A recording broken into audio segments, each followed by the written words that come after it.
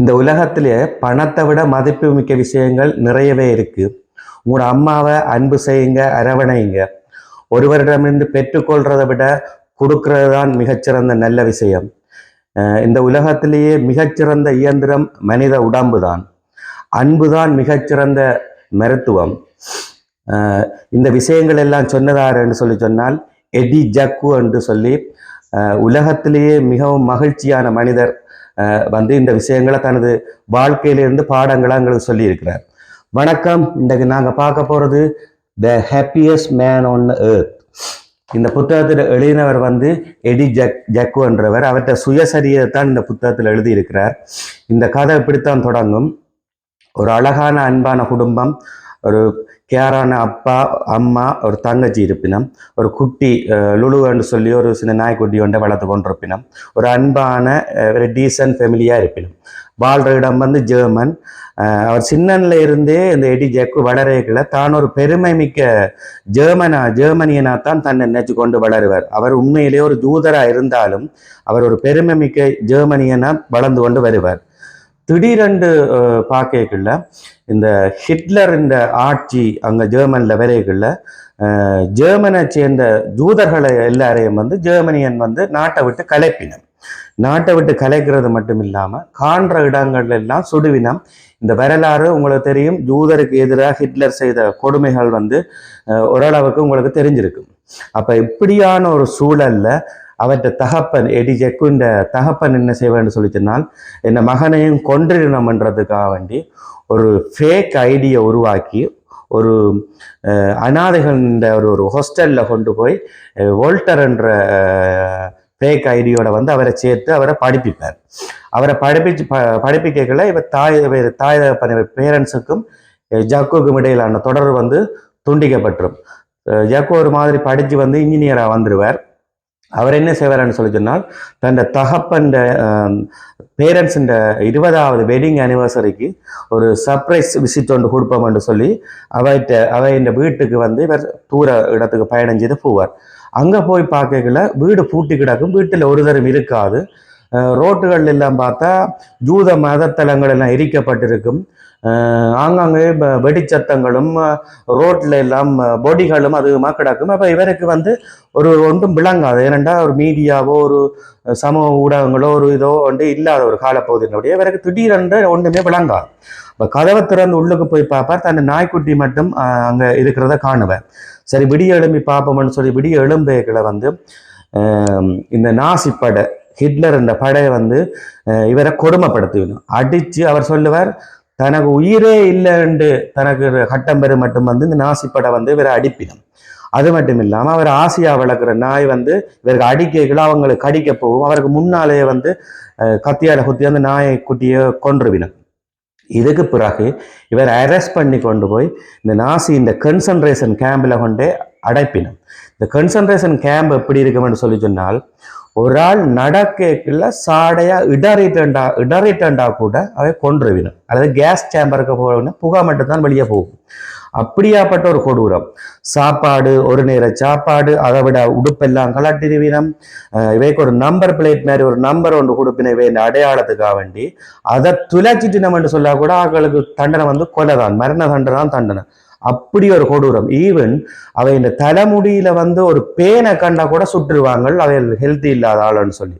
அப்படியாப்பட்ட கொடூரத்துல இருக்கிறார். இருக்கைக்குள்ள அந்த கேம்பில் இவர் ஏற்கனவே படித்த ஸ்கூல்ல சேர்ந்த ஒரு ஸ்டூடெண்ட், அவன் ஜெர்மன்காரன், இவர் ஜூதர். அப்ப இவரை கண்டு வோல்டர் என்று கூப்பிடுவாரு. இரண்டா இவருக்கு ஃபேக் ஐடியில் இவருக்கு மெயின்டைன் பண்ண பேர் வோல்டர் முடியா. அப்ப இப்ப இவருக்கு கோபம் வந்துடும்.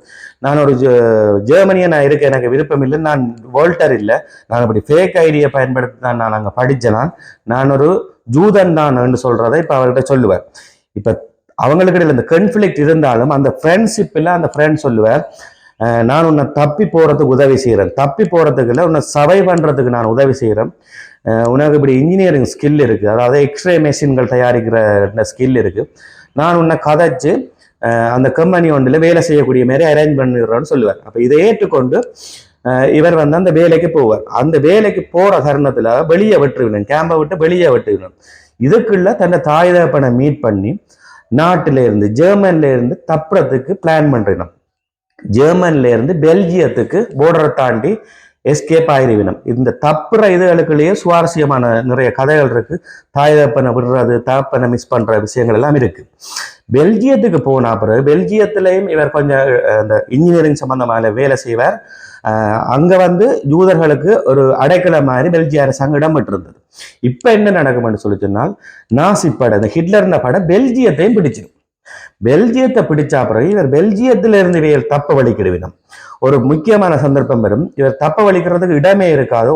ஓடுறதுக்கு ஒரே ஒரு இடம் இருக்கு, பிரிட்டிஷுக்கு தான் ஓடணும்.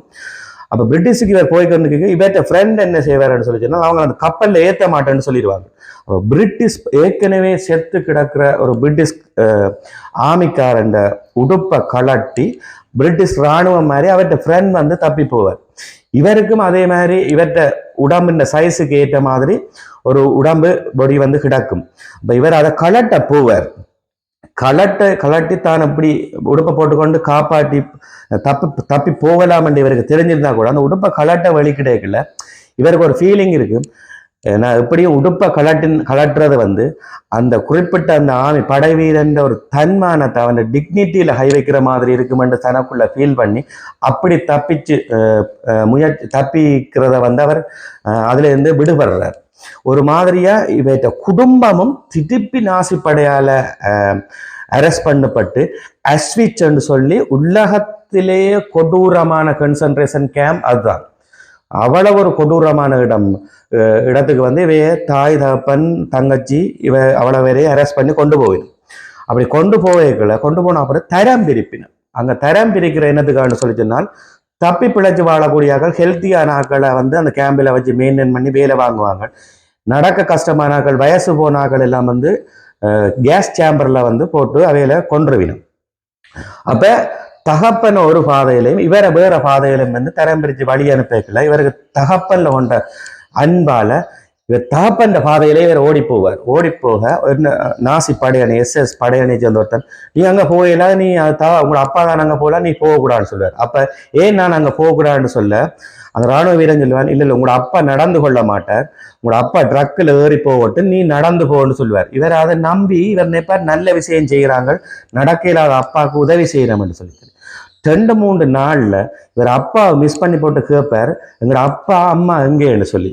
அப்ப அந்த நாசி படையணி இப்படி தூரத்துல ஒரு புகையை காட்டி சொல்லுவான், அந்த புகையா போயிருப்பாரு உங்களோட அப்பான்ட்டு. என்ன நடந்திருக்கண்டால் அந்த கேஸ் சேம்பருக்கு போட்டு அப்பாவை கொன்றுவாங்க.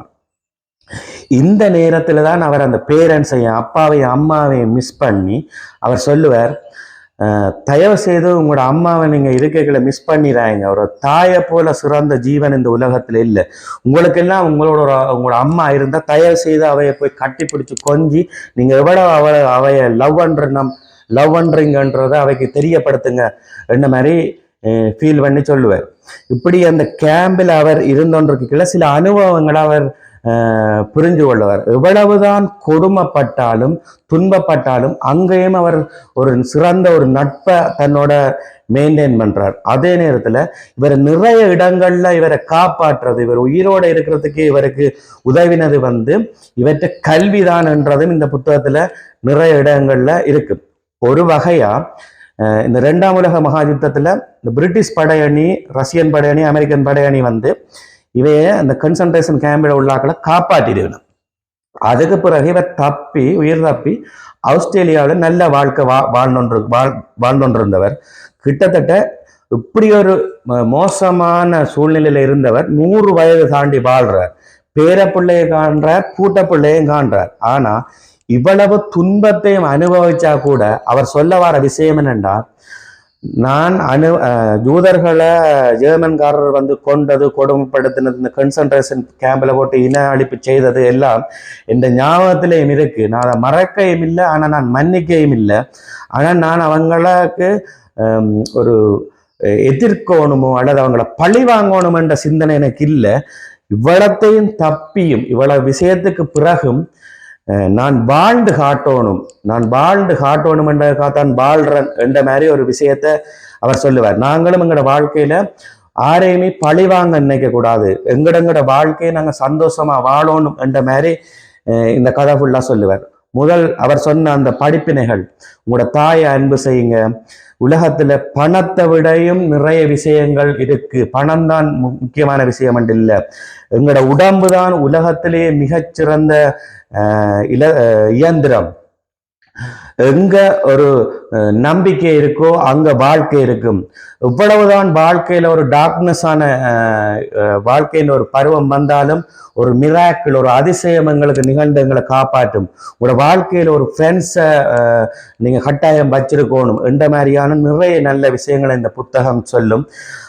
Happiest man on the earth என்றாலும் முதல் கதையின் தொடக்கம் முழுக்க கொஞ்சம் கஷ்டம் தர்றதா இருந்தாலும் வாழ்க்கையில் நிறைய பாடம் தர்ற இந்த புத்தகத்தை சந்தர்ப்பம் கிடைக்கிறார்கள் வேண்டி வாசிங்க. நன்றி, வணக்கம்.